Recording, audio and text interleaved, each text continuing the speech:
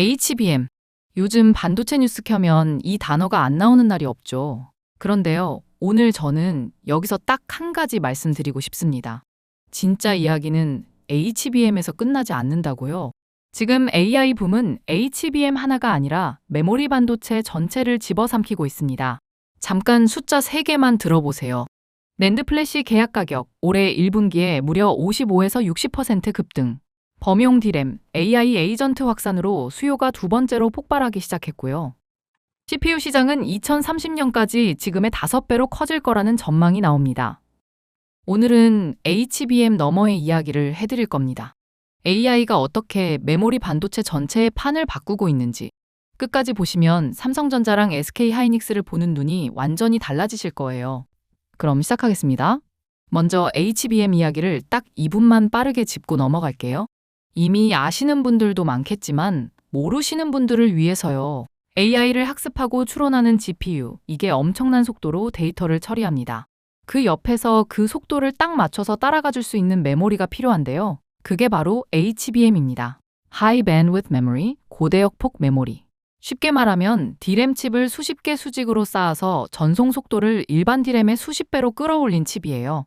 엔비디아 AI 가속기 하나에 HBM이 6개에서 8개 들어갑니다. 그러니까 엔비디아가 AI 칩을 더 팔수록 HBM 수요가 배수로 따라 늘어나는 구조예요. 결과가 어떻게 됐냐면요. 전 세계 D램 생산량 중에서 HBM이 차지하는 비중이 불과 몇 년 전만 해도 5%도 안 됐거든요. 그게 지금 2026년 기준으로 30%까지 치솟았습니다. 그리고 SK하이닉스가 이 HBM 시장에서 62% 점유율로 독주하고 있고요. 덕분에 SK하이닉스 2025년 3분기 영업이익이 11조 3천억 원으로 상사 이래 최대 분기 실적을 찍었습니다. 자, 여기까지는 아마 많이 들어보신 이야기일 거예요. 문제는 지금부터입니다. HBM이 이렇게 잘 팔리면서 생긴 부작용이 하나 있거든요. 그런데 이 부작용이 또 전혀 다른 기회를 만들어냈습니다. 바로 낸드 플래시 이야기입니다.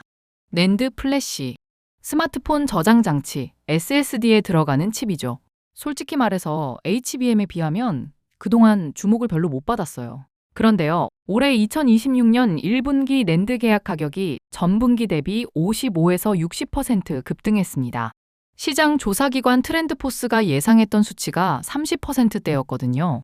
그 예상치를 2배 가까이 초과한 겁니다. 왜 이렇게 됐을까요? 이유가 2가지입니다. 첫 번째, 공급이 구조적으로 줄었습니다. 아까 말씀드렸죠? HBM이 대세가 되면서 삼성전자랑 SK하이닉스가 공장 생산 능력을 HBM 쪽으로 대거 돌렸다고요. 그 과정에서 낸드를 만들던 웨이퍼 투입량을 같이 줄였습니다.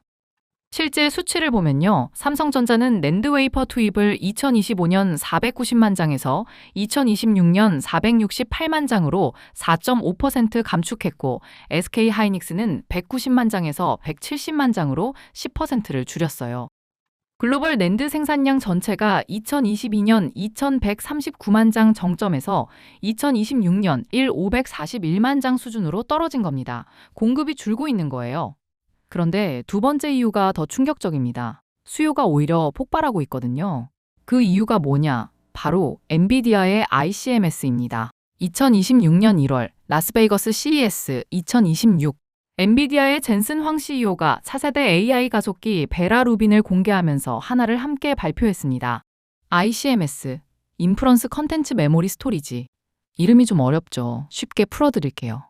챗 GPT 같은 생성형 AI가 답변할 때 이전 대화 맥락을 계속 참고합니다. 대화가 길어질수록 이 맥락 데이터, KV 캐시라고 하는 게 폭발적으로 늘어나요.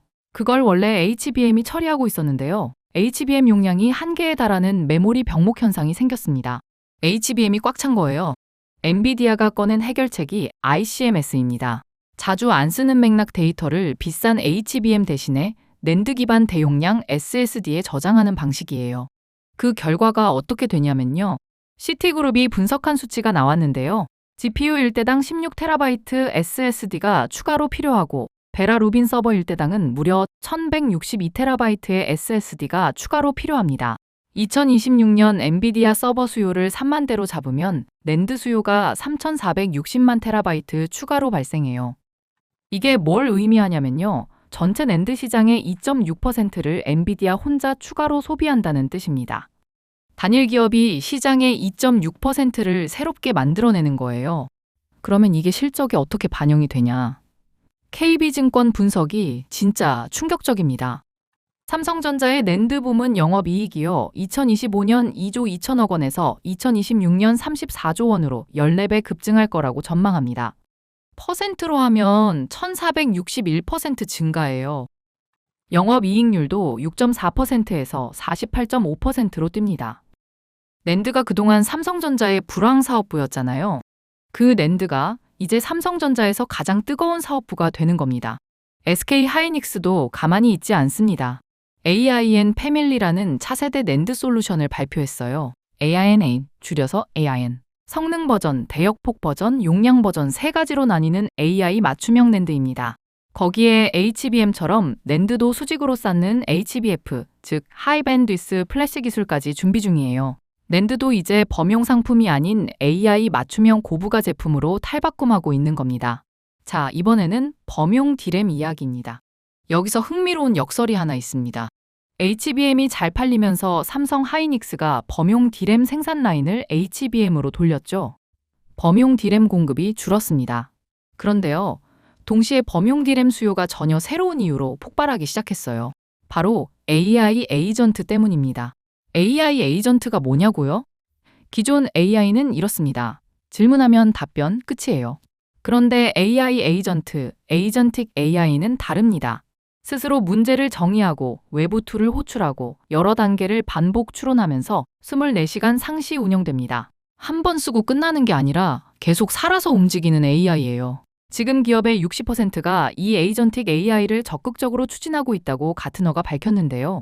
가트너 전망에 따르면 엔터프라이즈 소프트웨어의 33%가 2028년까지 에이전틱 AI를 통합할 거래요. 2024년에 이 비율이 0%였던 거 생각하면 엄청난 속도로 퍼지는 거잖아요. 그리고 에이전틱 AI는 표준 생성형 AI 대비 토큰 소비량을 20에서 30배 증가시킵니다. 그만큼 컴퓨팅 파워와 메모리가 더 필요하다는 뜻이에요. 이 에이전트형 워크로드가 CPU 기반 일반 서버에서 주로 구동되거든요. 데이터 저장하고 불러오고 상태를 유지하는 걸 반복하면서 CPU 옆에 붙어 있는 범용 디램 사용량이 크게 늘어납니다. IBKS 리서치가 이렇게 분석했어요. 에이전트 베이스드 워크로드가 규모를 키워 상시 운영되면 중기적으로 디램 수요를 지속적으로 유지하는 구조적 동력이 될 가능성이 크다. 정리하면 이겁니다. HBM 생산에 밀려서 범용 디램 공급이 줄었는데 수요는 AI 에이전트 때문에 오히려 늘고 있는 거예요. 옴디아가 이걸 수치로 이렇게 내놨습니다. 2026년 반도체 매출 성장률 전망치를 62.7%로 대폭 상향. 디램 시장은 가치 기준으로 거의 2배, 낸드 시장은 2025년 대비 최대 4배까지 성장 가능성이 있다고요. 이번엔 CPU입니다. 지난 몇 년 동안 AI 붐의 주인공은 GPU였죠. CPU는 GPU 보조 역할에 머물렀고요. AI는 GPU 게임이다. 이 말이 당연하게 통했습니다. 그런데 2026년 들어서 조용한 변화가 일어나고 있습니다. CPU 쇼티지가 시작됐어요. 왜 CPU가 다시 뜨는 건지 설명해 드릴게요. AI 에이전트의 핵심이 뭐냐 하면요. 작업 조율, 영어로는 워크로드 오케스트레이션이에요. 여러 AI 모델을 동시에 관리하고 외부 API를 호출하고 결과를 종합하고 다음 단계를 결정하는 것. 이 조율을 담당하는 게 CPU입니다. 실제로 엔비디아의 차세대 AI 서버 아키텍처를 보면요. GPU랑 CPU 비율이 점점 사실상 1대1로 균형을 맞춰가고 있거든요. 그리고 여기서 진짜 중요한 포인트가 나옵니다. ARM이 공개한 차세대 AGI CPU 렉은요. 최대 1PB, 페타바이트 규모의 D램을 탑재할 수 있도록 설계됐습니다. 1PB가 얼마냐고요? 1000TB예요. 이건 AI 인프라 경쟁의 방향이 얼마나 빠르게 연산하느냐에서 데이터를 얼마나 많이, 오래, 빠르게 유지하느냐로 이동하고 있다는 신호입니다. 그리고 CPU 수요가 늘면 범용 D램 수요가 같이 늘어요. CPU 옆에 붙는 건 HBM이 아니라 일반 D램이니까요. 글로벌 투자은행 UBS가 이런 전망을 냈습니다. 인프라용 CPU 시장 규모가 2025년 약 300억 달러에서 2030년 1,700억 달러 이상으로 5배 이상 커질 수 있다고요. 모건 스탠리도 올해 4월 보고서에서 이렇게 경고했습니다. 최고의 GPU 가속기를 보유하는 것만으로는 더 이상 충분하지 않다. AI 인프라 투자는 CPU, 메모리, 패키징, 파운드리까지 넓게 분산되고 있다. 실제로 현장이 어떻냐면요. AI 서버 가격이 15% 뛰었습니다.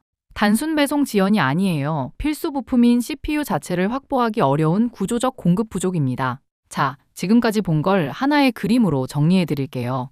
AI 시스템은 데이터를 처리할 때 계층적 메모리 구조를 씁니다. 쉽게 3층짜리 건물이라고 생각하시면 돼요. 1층은 HBM입니다. 초고속이지만 용량이 작아요. GPU 바로 옆에 붙어서 실시간 연산 데이터를 처리합니다. 비싸고 용량이 제한적이에요. 2층은 범용 D램입니다. AI 에이전트가 작업을 조율하고 상태를 유지하고 중간 결과를 저장하는 계층이에요. CPU와 결합해서 에이전트형 AI의 핵심 인프라가 됩니다. 3층은 낸드 기반 ESSD입니다.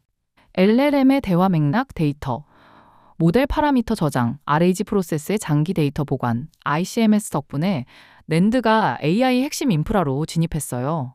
과거에는 AI 등식이 이랬습니다. AI 등호 GPU 더하기 HBM 모이정이다. 지금은 이렇게 바뀌었어요. AI 등호 HBM 더하기 범용, D램 더하기, 낸드 더하기 CPU 전체 스택입니다. 그리고 이 모든 계층에서 삼성전자와 SK 하이닉스가 세계 1, 2위를 다투고 있어요. HBM은 SK 하이닉스가 62% 점유, 낸드는 삼성전자가 36.9% 점유, 범용 D램도 삼성 하이닉스가 과반을 장악하고 있습니다. 한국 반도체 기업 두 곳이 AI 메모리 피라미드의 모든 층을 지키고 있는 겁니다. 마지막으로 정리해드리겠습니다. AI가 만든 메모리 혁명은 HBM에서 끝나지 않았습니다. 낸드 플래시 엔비디아 ICMS 도입으로 서버 일대당 1162TB SSD 수요 발생, 계약 가격 55에서 60% 급등, 삼성전자 낸드 영업이익 14배 성장 전망, 범용 D램, AI 에이전트 확산으로 상시 운영 워크로드 폭증, HBM 생산에 밀려 공급은 줄고 수요는 오히려 늘어나는 구조. CPU, 에이전트형 AI 작업 조율의 핵심, 2030년까지 시장 5배 성장 전망, CPU 쇼티지가 범용 D램 추가 수요를 또 만들어냅니다. 이 세 계층이 동시에 구조적으로 수요가 늘고 있어요. 그리고 이 세 계층 모두에서 한국의 삼성전자, SK 하이닉스가 세계 최상위를 차지하고 있습니다. 물론 리스크는 항상 존재합니다. 공급 과잉, 미중 갈등, 수요 예측 실패, 방심은 금물이에요. 하지만 적어도 AI가 메모리 산업의 판 전체를 한 단계 업그레이드하고 있다는 것만큼은 분명합니다. 오늘 영상이 도움이 되셨다면 좋아요와 구독 부탁드리고요. 궁금하신 점은 댓글로 남겨주세요. 다음 영상에서 뵙겠습니다. 감사합니다.